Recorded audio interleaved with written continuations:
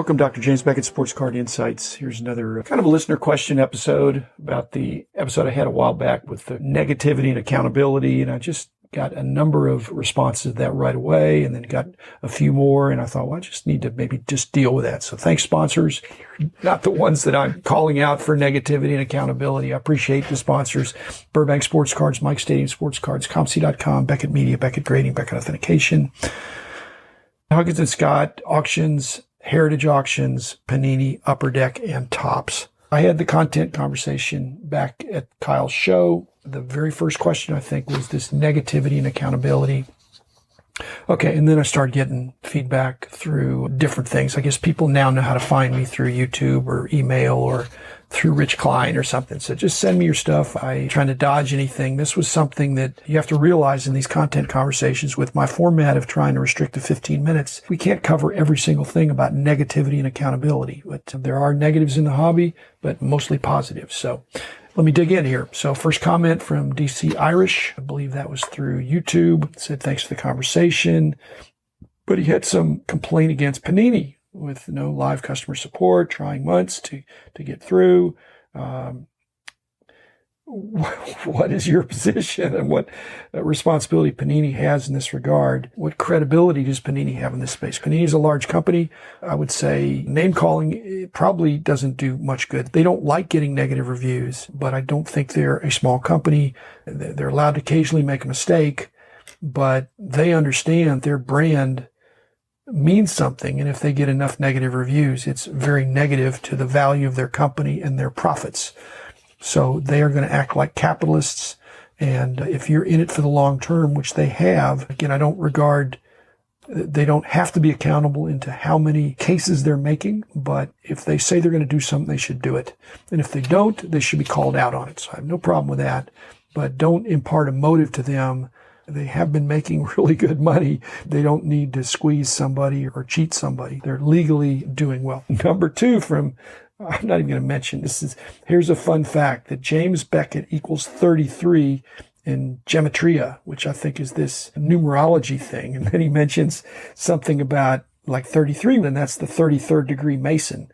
Oh man, I'm just going to mention this. I don't believe in that stuff. I do have a PhD in statistics. And so the numerology stuff, there's some pretty big holes in that. If you take that to the bank, then it's not smart. It's very clever how that's been done. And at some point, I guess I could show you why that's misleading.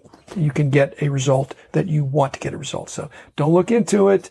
Just don't go there. Again, I'm being negative about that, but I don't believe in that stuff. I think it's misled some people. Many people. Next one I'm not going to mention the names on these, I guess now, but this guy just says we need to deal with it. There's too many scammers and idiots around. He says the bigger they seem, the bigger the scammer. And don't agree. That's a generalization. In some cases, scammer, a pump and dump thing that we talk about, nobody's ever doing that with one thing. And so if to be a bigger scammer, you've got to appear to be bigger and have a great presence so that you would be trustworthy in the fact that you've got a lot of followers or presence. You just have to take everything with a grain of salt and don't be scammed. Okay. And then the next one said only people who lie hate questions. So if you don't live in fear of being asked a question that's going to trap you in a lie, then you should just answer the question. But just turn on the news and you'll see all kinds of politicians dodging the question. If you've got tough questions, send them in to me. I'll try to deal with it. The negativity is problematic because it's a hobby where you can be semi-anonymous or you can change your online identity. But when you're there, if you ask a lot of questions, people sometimes will reveal where that person's coming from. So don't be afraid to ask questions. That includes me. Okay, let's see. This guy is talking about a group sub situation where it said they're stealing money. Stealing is probably what, in a sense, happened, but I don't believe they set out to steal money. I don't think people that are taking money and holding money, I guess there's a Bernie Madoff situation where there's a pyramid thing, but again, just don't get ahead of yourself. If you don't know this person, I'm sure Bernie Madoff had great references and you test him with a little bit of money and he doubled that and then you give him a little bit more.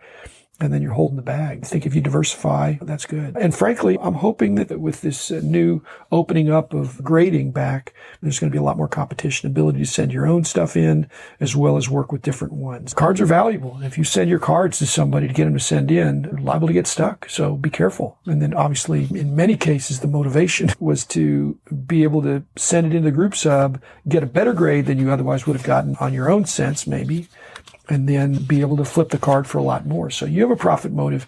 Everybody's got a profit motive. Like I said, there's so many ways to make money legally. I wish people would just stay on the right side of the street. Okay, here's one that just is saying, again, another aspect of this. He says, for all the negative content, there's 10 buy it now kinds of recommendation episodes. Even though people have been losing money on certain things because it's a mixed market and some cards have gone down. Again, no one can predict the future. So don't act surprised when somebody that's made 10 correct calls in a row, the 11th one, I won't say it has a 50-50 chance, but there are no sure things in this industry. And if somebody's telling you these are the 5 cards that are going up, it's in many cases, these are the 5 cards that have gone up. They can't know if they will go up. Too many things will happen. Now, it's an educated guess. I'm not saying they're flipping a coin and they can justify based on what they think is going on the field or in the court. But again, you need to be forewarned. But if somebody's telling you what to buy, even if they're justifying it, I'm saying that no one has a crystal ball. When you see the gamblers, the people involved in gambling that make the most money, I think, are the bookies, because they spread it out to where they're going to make it, or half the people, or half the money is going to go out, and so they're going to be left with their 5 or 10. Another one, this is attacking me, says I've had some people on my podcast that he doesn't think have let's just say have any integrity, but I don't want you looking through 800 episodes to figure out who that might be. But there's just levels of integrity, and some people are trying to make a name for themselves by being out there and rubbing people the wrong way. Like I said, I think there's hyperbole, there's exaggeration, and then there's lying and intentionally deceiving people. I'm not in favor of people deceiving people. Many of these people that we're talking about believe they drink their own Kool-Aid. Like I said, they don't necessarily pump and dump. They're pumping it and keeping it in many respects. They're not dumping it all because they're really believing it. Okay, let's see. This one, more lighthearted, is people take the hobby way too seriously. Just collect what's special, have fun, and limit your time on social media, then you're good to go. Again, not everybody can do that. I think it's a pretty, not OCD, but there's a lot of compulsivity in our hobby of people wanting to complete sets and complete their rainbows and have a flexing PC that they can brag about. And so there is a tendency to take it a little more seriously. Again, if you're taking it a little bit more seriously and you're not betting the farm, that's different. If I got scammed on something, my eBay lots are pretty much under $100. If I get scammed, I'm ticked off, but it's not going to affect me unless it happens a whole lot of times. And again, it feels terrible, but if you're doing really big deals, you better know who you're dealing with and have some safeguards in there. Let's see. This comment is hard to be positive and be the positivity when people are losing money. Again, I've said this, and there's all these fractional. If enjoying the hobby requires a 25% increase in value every year, that's not fair because nothing can do that. Nothing can guarantee that. It's just not going to happen. And so if you buy, whether you're buying the actual item or a fractional, whether you're buying a cheaper item or a more expensive item, it is not guaranteed to go up regardless of how blue chip it is. And so the positivity you need to have is I'm really enjoying having this stuff. And when you invite a friend over, if you had a card that was worth $10,000 and the value on the most recent comps fell down to $5,000 and a friend came over that's not as much in the hobby as you are, and it's a really cool looking, say it's a Luca thing in Dallas here. Is anybody think, oh man, I heard that dropped in half? Nobody's going to say that it's only worth $5,000. No, it's just enjoy what you have.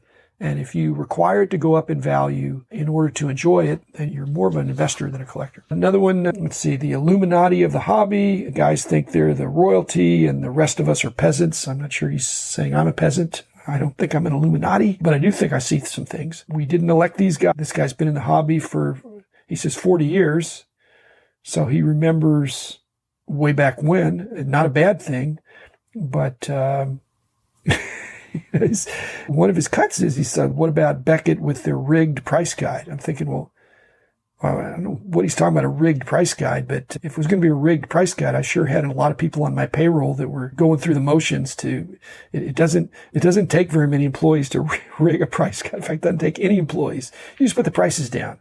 But we had 18 guys, very visible, 17 and one gal, traveling the country, 3 or 4 out every weekend, plus dozens of people on the phone and surveys and all that. So the rigged price guide, people can say what they want to say. And then lastly, this one I thought was good. It just said, it looks like the good old boy network is starting to shake with fear. What good old boy network are you talking about? Is it the baby boomers, the people that are plus or minus my age? We're not starting to shake with fear. We're really happy that things have gone up amazingly in our lifetime. So there's no fear there. Everybody's going to die, and your cards are going to get in the hands of somebody else. And if you have a widow or a widower or whatever, a situation like that, your cards are worth a lot more than what you paid for them. So that good old boy network of baby boomers is not shaking with fear.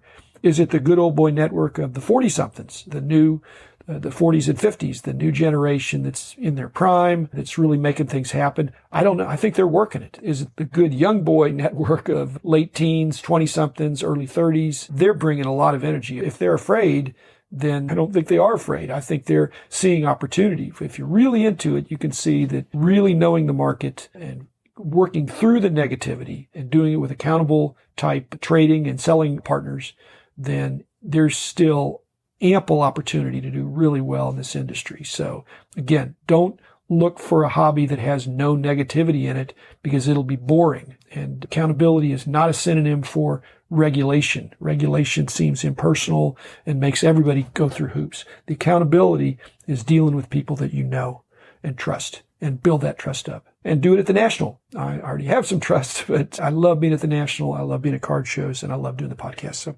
thanks, everybody. I'll be back again tomorrow with another episode. Have a great time.